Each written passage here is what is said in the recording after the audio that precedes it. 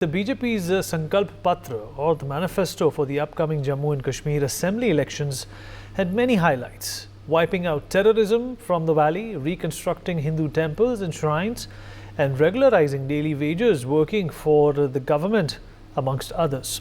But what stood out was the party addressing its core vote bank, the Kashmiri Pandits, by promising their Ghar Vapsi via the Tikalal Taplu Visthapit Samaj Punarvas Yojana, if and when they form the government, that is. The first since the abrogation of Article 370 and 35A. But who is Tikalal Taplu and why did the BJP name the scheme after him? Taplu was the tallest Kashmiri Pandit leader, a career advocate and one of the early BJP leaders from the valley who was assassinated in the tumultuous years of insurgency by terrorists of Yasin Malik's Jammu and Kashmir Liberation Front. Taplu was a pan-India figure in the truest sense who was born in Srinagar, received higher education in Punjab and Uttar Pradesh, but came back to work where he belonged, Jammu and Kashmir. In the manifesto that Home Minister Amit Shah launched, BJP said that this initiative will incorporate inputs from their representatives and the Welfare Board for the displaced community to protect, safeguard and defend the rights of the displaced Kashmiri Pandit. We'll talk about this and the manifesto with some Kashmiri Pandits who understand what is required not only for their Ghar Vapsi but also a safe place that they've called home for decades now. Dr. Ramesh Raina, Kashmiri Pandit, is with us on the program. Mr. Ravindra Pandita, also a Kashmiri Pandit, joins us on the show. Amit Raina is here with us as well. Last but not the least, Mr. Utpal Kaul, historian and professor, joining us on the show as well. Dr. Ramesh Raina, I'll begin with you, sir. I hope you can hear me. Dr. Raina? Yes. So what did you make of the Sankalp Patra that has been put out by the Bharatiya Janata Party? Of course, there have been many problems in the last few years when it comes to the resettlement and the Ghar Vapsi and of course a safe environment for Kashmiri Pandits in Jammu and Kashmir. But do you think, though this is on paper, it's a good start? Before I talk of the Sankalp Patra released by the Bharatiya Janata Party on 6th of September 2024, we will have to go a little back, almost a decade back, when the then President of India, Pranab Mukherjee, read the presidential text in the Parliament on behalf of the government of BJP in 2014. Rehabilitation of Kashmiri Pandits was prominently there and it figured very prominently there. Thereafter, for all these 10 years, we have been in wait. We have been waiting all these years that something or the other will happen. And during the process, what happened? BJP came in power twice. One with Mufti Muhammad Said and then another with Mehbooba Mufti. There was a mute and total silence. But today's Sankalp Patra, it has a lot of promise. I would rather call it a people's manifesto in the sense that it is a very progressive Sankalp Patra. Why? Because it has everything for every section of the society. It has something for students, it has something for old age ladies, it has something for domestic ladies, it has something for development, it has something for overall welfare of the state. Compare it with other manifestos, for example, released by National Conference, for example, released by this Sajjad Loan. These are Kashmir-centric manifestos. Kashmir-centric manifesto means, for example, Farooq Abdullah is harping on the theme of restoration of Article 370, so is Sajjad Loan. Not only that, but this National Conference goes a step higher up when it says that we will rename Shankaracharya as Takht-e Sulaiman and Hari Parbat as Kohimaran. That means that Kashmir, they are pushing towards greater Islamization of Kashmir. Not only that, when it comes to the greater Islamization of Kashmir, so that means secularism is also being Islamized in the sense that it has to be Kashmiri Muslim first, both in policy and practice.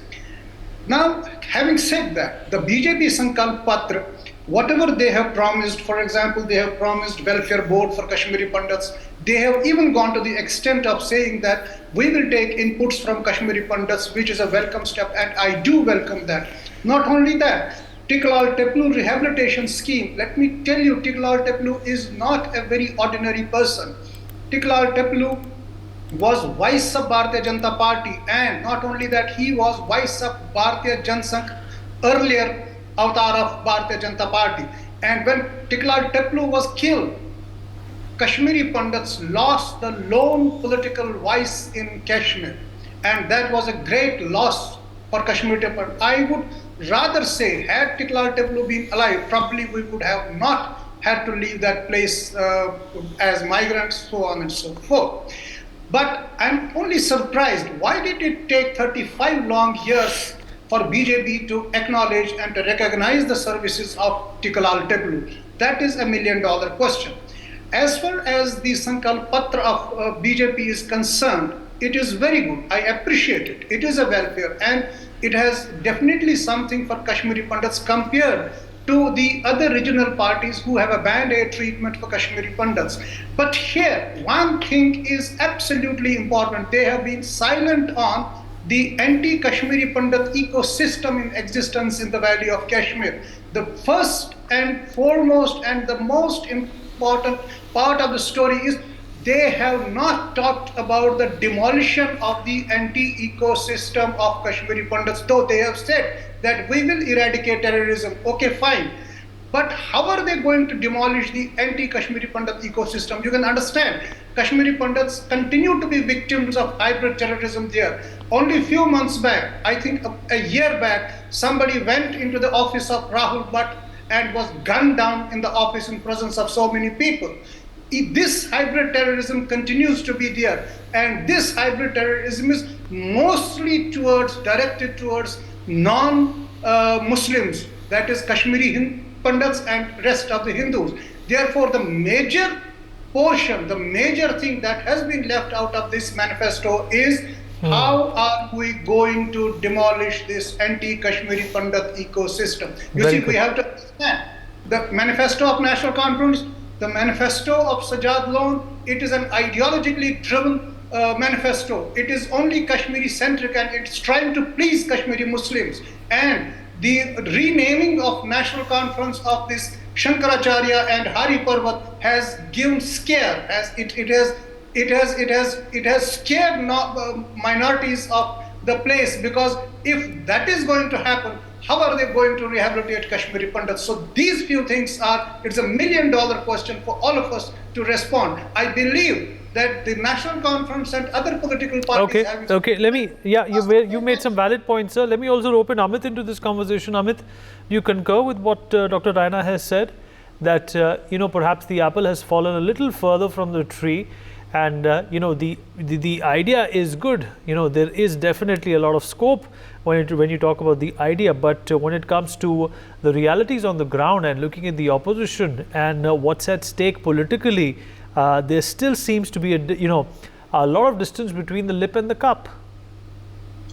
See, Bharatiya Janata Party over the years has clearly demonstrated intent to help Kashmiri Pandits, to empower Kashmiri Pandits and take Kashmiri Pandits back. But have they shown, has it the intent translated into action? I honestly don't know. Because you look at the whole irony of the situation. The scheme is named after Tiklal Teplu, the first martyr of the community who was shot dead on 13 September 1989 at Srinagar. And his crime was that he was a Kashmiri Pandit. He was also a BJP leader, a prominent BJP leader, and 35 years down the line, while we have a scheme in the name of Kashmiri Pandit, Tiklal Teplu, promising Kashmiri Pandits going back home, Tiklal Teplu family and Tiklal Teplu soul awaits justice for 35 years. We still have not been able to convict the person who killed him. While we know who it is, while we have his video admissions that he has killed Tiklal Teplu, he even goes on record to say how he killed Tiklal Teplu, but the man is still not convicted. I remember I think it was probably January 2014, and I think Utpalji, who is also part of this panel, went and met Pradhan Mantri Modi or the PM in waiting at that point of time, Pradhan Mantri Modi at Delhi. And multiple promises were given to Kashmiri Pandits. And in March 2014, that year itself, Bharatiya Janata Party at Jammu goes and opposes the temple and shrine bill. They're talking about welfare board today, but they went and opposed the temple and shrine bill. And does BJP today seriously need a manifesto or a government in J&K to implement these schemes? Because it is a union territory run by Delhi government, which is managed by BJP, and they can go and implement all of these schemes without even being part of the manifesto if they really intend to. Yes, I would also admire BJP for empowering Kashmiri Pandit community, probably not the way we wanted, but they still took that bold step of creating 2 reserved seats based on nomination for the displaced community, and I think it was a very welcome step, and at least it gives voice to the displaced community in the coming assembly. So that definitely is a welcome step. But on many other fronts, like temple and shrine bill, there has been we have not seen anything moving forward. While there has been a brilliant and I would say probably a very bold initiative on getting back the lands of Kashmiri Pandits through the Distress Migrant Act, but the implementation on the ground has been poor. Unfortunately, because you are depending on the same bureaucracy who connived with the jihadis to take over those lands, to encroach on those lands, to do the illegal sale of the land. So while intent has been there, the execution has been poor. Now, if you look at the recent judgment on temple lands, which the Jammu and Kashmir High Court has given, fantastic judgments, properties worth hundreds of crores has been freed. But why did it need High Court to go and order the government to remove the encroachments out? You could have done it on your own. The Divisional Commission of Jammu and Kashmir is empowered enough, and with the Migrant Distress Property Act, there was enough empowerment through law for him to go and act. So unfortunately, intent is not translating into the action at the ground. And again, the community for the last 35 years has been talking about 3 major points. One is the justice. The second is resettlement in Kashmir to one single place. And third is providing an environment which allows Kashmiri Pandits to thrive, and the security and the dignity. These are simple requirements for the community to go back. And I do not see anything coming out of that. Even the welfare board, even the manifesto, again, a brilliant intent. But unless and until it is not executed on the ground, unless and until I do not see things moving beyond paper, it becomes difficult for us. That is 12 years. We have immense faith on the leadership of Prime Minister Modi. But unfortunately, we do not see getting it executed on the ground, probably because the electoral politics, the political need of Bharatiya Janata Party in Jammu and Kashmir somewhere stops them from actually doing what they intend to do. Okay. Mr. Kaul, do you agree with Amit that the intent is there, but the implementation of the intent has been far in between?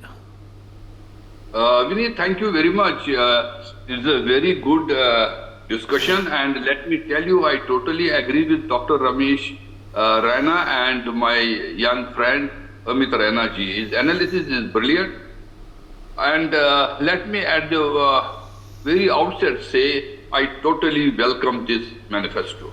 And in last 34 years, it is first time some tangible manifesto we are seeing by a political party, Bharatiya Janata Party. And so let us see what will happen on the ground. And first of all, it is for the first time they are touching that we will do the census also.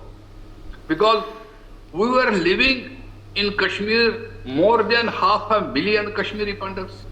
And when we were going to vote and they were telling us, you are only 75,000 living in Kashmir, there was a narrative was created that all Kashmiri Pandits have left Kashmir. There are only 75,000 living in Kashmir. But I am sure we have our own kind of census, and we are more than 5 million people in Kashmir who became refugees in their own country.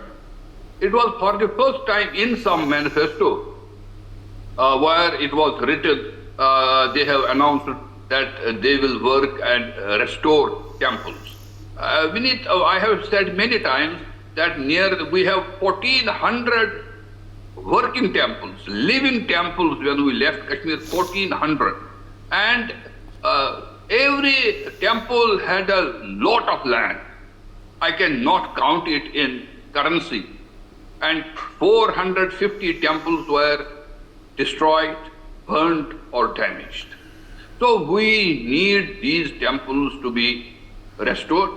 But at the same time, as Amitji and Dr. Ramesh Raina said, we have put some 15 years back, 20 years back demand to the government of India and to the state of Jammu and Kashmir and now the Union Territory that we have introduced temple bill.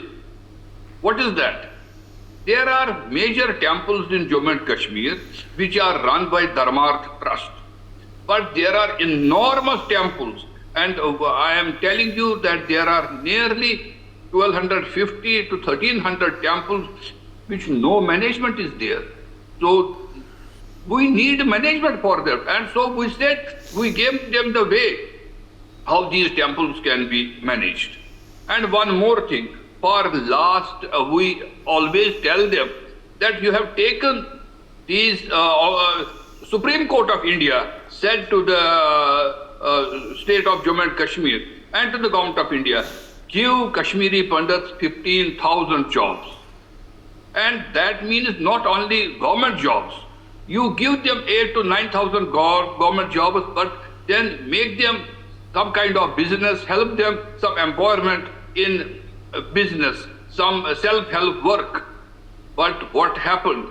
They only appointed 2,200 employees, because state government, state of Jammu and Kashmir was to share 50% and 50% central government would pay, but they refused. And by that, for 8 years, there was no appointment.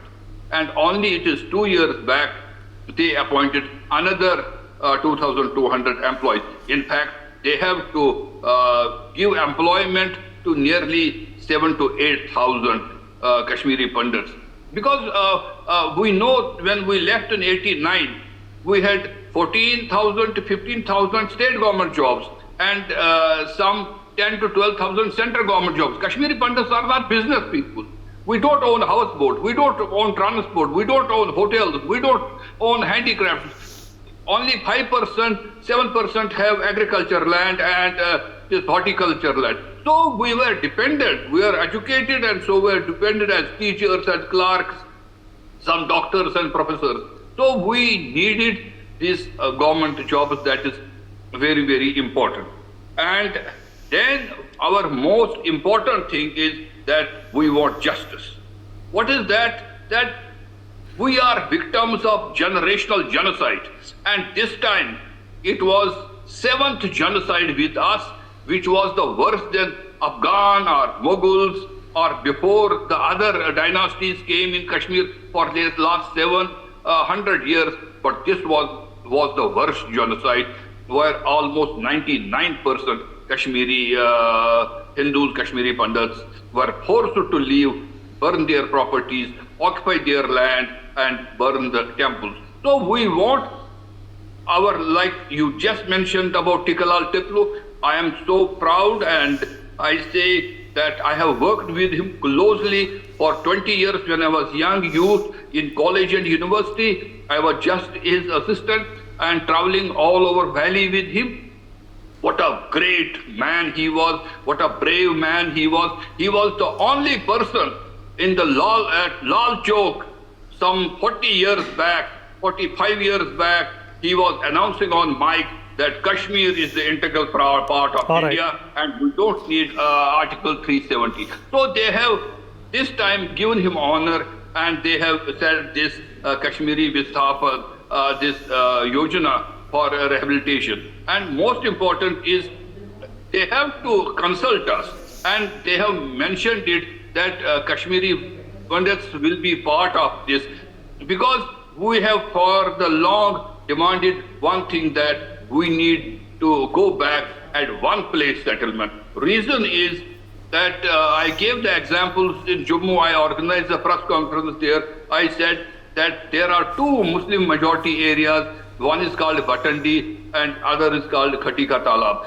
In Delhi, you can see Simapuri, Salampuri, Welcome Colony, because where the majority is, these minority people want to live together. In Kashmir, we were living in 700 villages. Right, sir. No So problem. let me also rope in Mr. Ravindra Pandita into this conversation. We have a paucity of time. We'll have to close right after his comments. Mr. Pandita, your assessment of what the previous three panelists have said, and obviously, there is a gap between implementation and execution. But the fact of the matter is that unlike any previous government, the thought continues to be a strong one in this dispensation. The concern seems to be not only vivid, but it continues to be sincere as well. Thank you for inviting me. Right now I am in border district of Kupwara. I am sitting here and attending your program. I have heard my co-panelists. I feel any displaced society, any displaced community needs political empowerment, social empowerment and economic empowerment. By these manifestos, particularly by National Conference or by PDP, our own Kashmir political parties, I should say. Our own, I mean, they belong to Kashmir only. Now BJP came very recently. The best part is that they have covered all the aspects, but there is a rider to everything. Manifesto does not mean they are implementing the policies tomorrow. It's only a guideline what they are going to do. But primarily we have to see whether BJP comes into power in J&K or not. Only then we can discuss further on this. So I'm happy that they have touched our brave martyrs like Tikalal Taplu and Vistapit Yojana on that. And they have touched about Sharda University, setting up of Sharda University, Sharda Lipi as well. And of course, our temple at LOC at T12 where I am proceeding to. And these are some steps, though very minor, but these will become a very major step because the civilization of Kashmir is Sharda civilization. And everybody, if we go into the civilization part of it, I don't think it's all a shared civilization. I don't think any Riyasti, any J&K person will oppose that. And BJP has touched that nicely this time. And we hope that they transpire all this into ground. They don't do like what Amitji said to our temples and shrines bill. I am witness to that, what happened that time. And these things should not happen again.